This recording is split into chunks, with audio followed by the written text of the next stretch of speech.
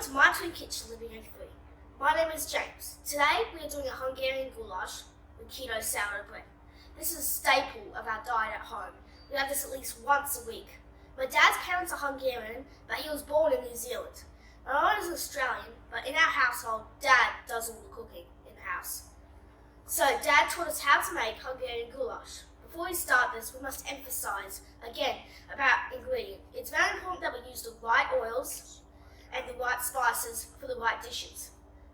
Again, we only use avocado oil or olive oil.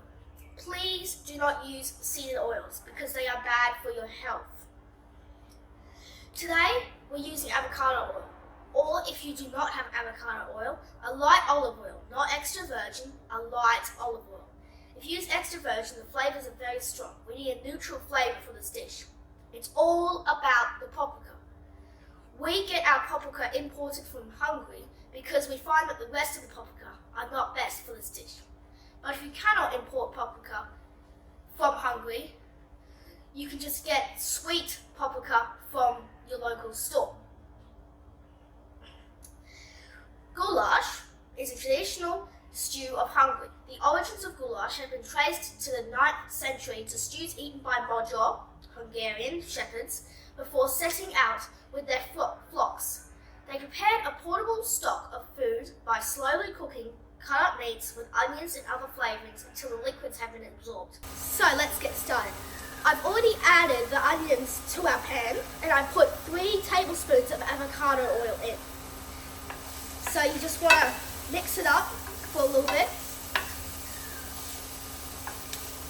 Then just let it cook for a little bit.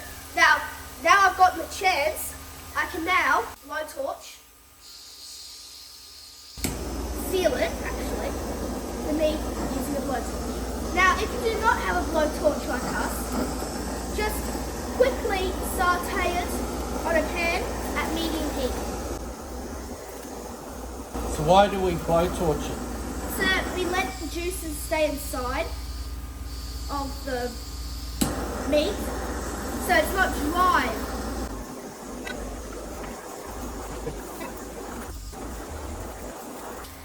Now that our meat is sealed, now we can add our paprika to the dish.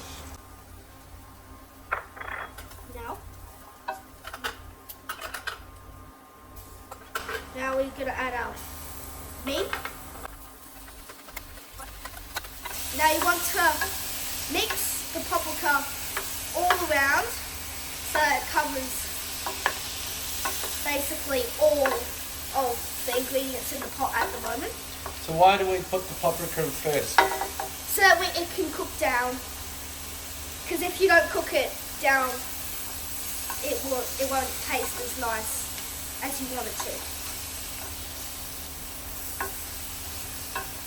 Now you want to cook it down for at least 2 minutes, but don't burn it. Otherwise, it won't taste good. Now, let's put everything else in. So we're going to put in our celery, our tomato, our carrot, and our capsicum. Then add 1 litre of water to the pot.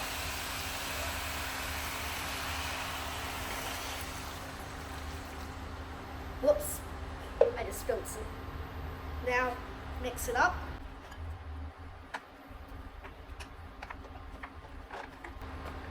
Then put your lid on. Oh wait, I forgot. You need to put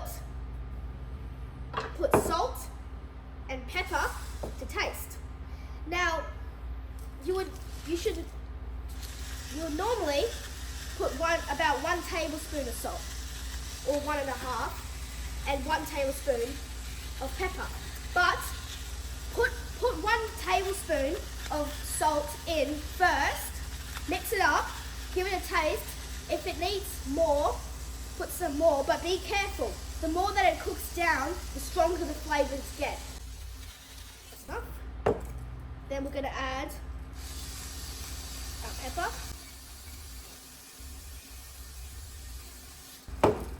Then give it a nice stir. Pop your lid on.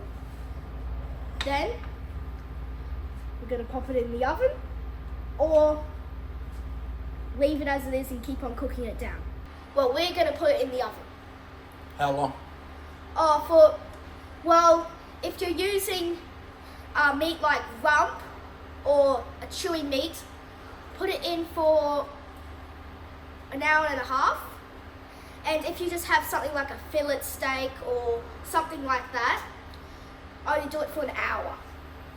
The goulash is now out of the oven and we let it cool for a bit. Now it's time for the best part, the serving and the eating.